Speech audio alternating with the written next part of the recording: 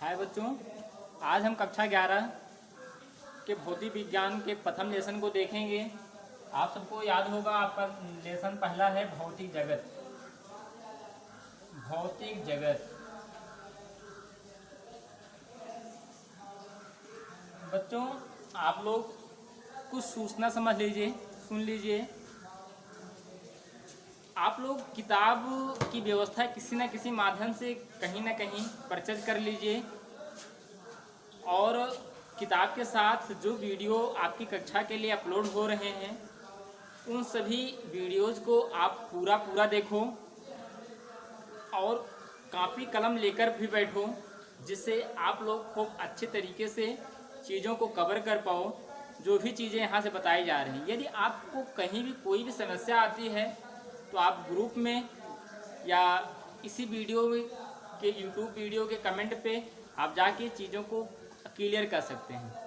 और महत्वपूर्ण चीज़ ये है कि कक्षा 11 के जो भी विषय आपके साथ जोड़े जा रहे हैं वो सभी विषय आपके जीवन के लिए बहुत ही इम्पोर्टेंट हैं जब तक आप पढ़ाई के क्षेत्र में रहोगे बच्चों। इसलिए आज हम भौतिक जगत को देखेंगे, और भौतिक जगत में यदि हम भौतिक जगत में भौतिक विज्ञान को पढ़ रहे हैं तो हम भौतिक विज्ञान क्या है इसको देखेंगे।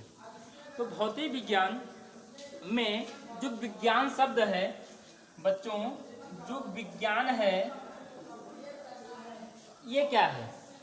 तो विज्ञान का जो शाब्दिक अर्थ है उसे हम कहते हैं विशेष ज्ञान। इसे अगर हम तोड़ कर देखें तो विधन ज्ञान होगा। विधन ज्ञान, इसका अर्थ जो होगा, इसका जो अर्थ होगा वो होगा विशेष ज्ञान।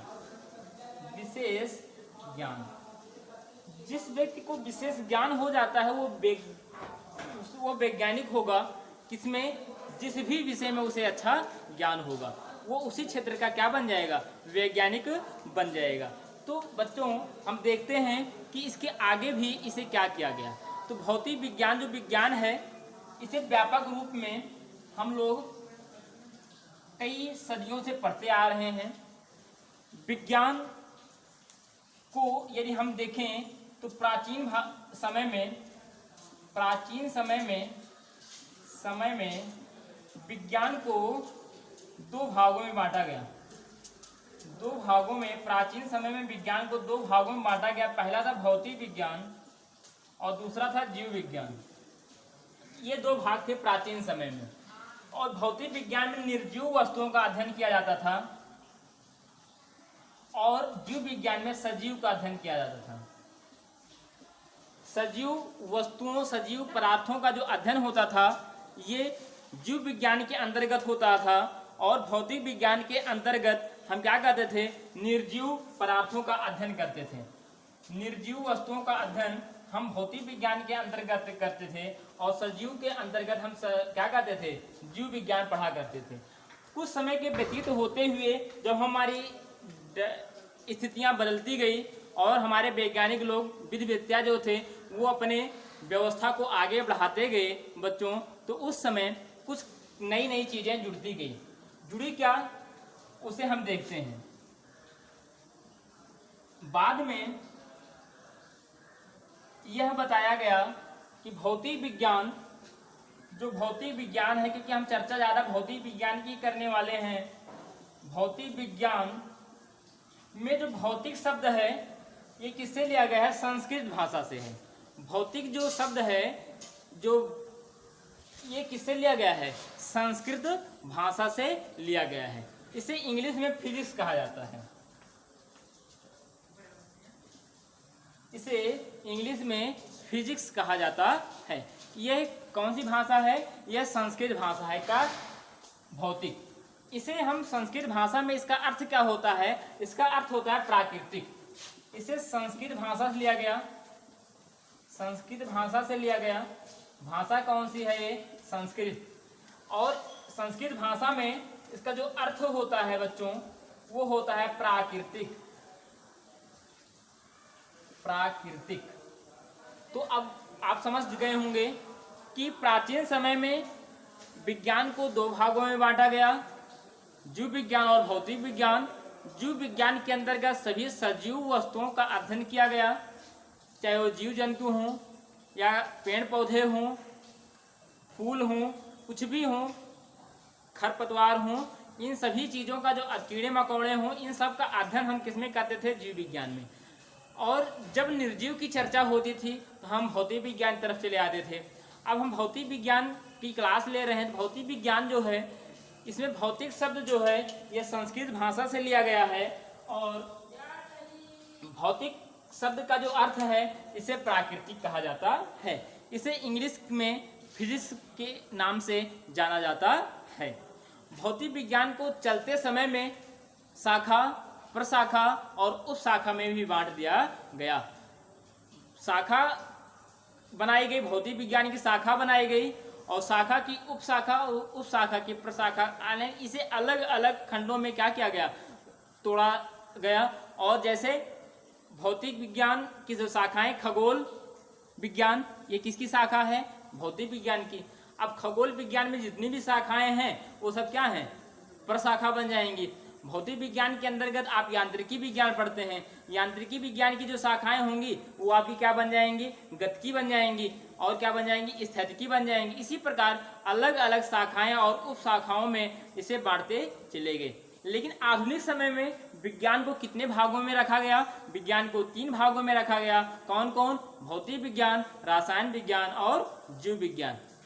अब हम चलते हैं भौतिक विज्ञान के अध्ययन क्षेत्र की तरफ।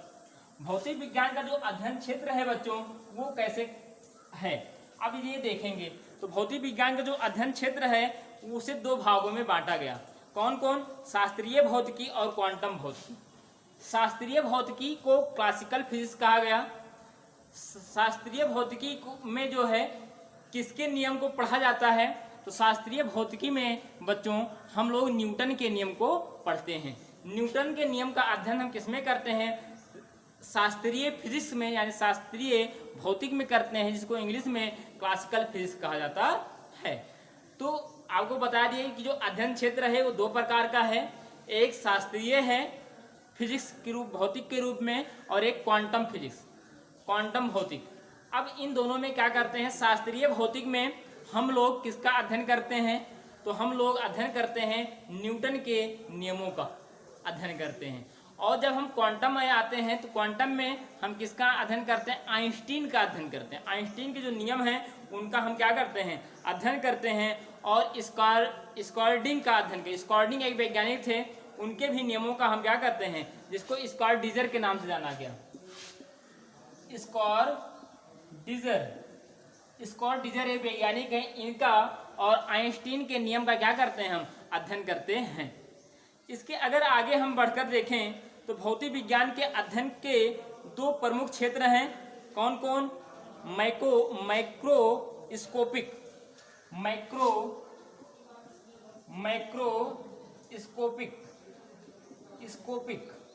ये पहला है माइक्रोस्कोपिक।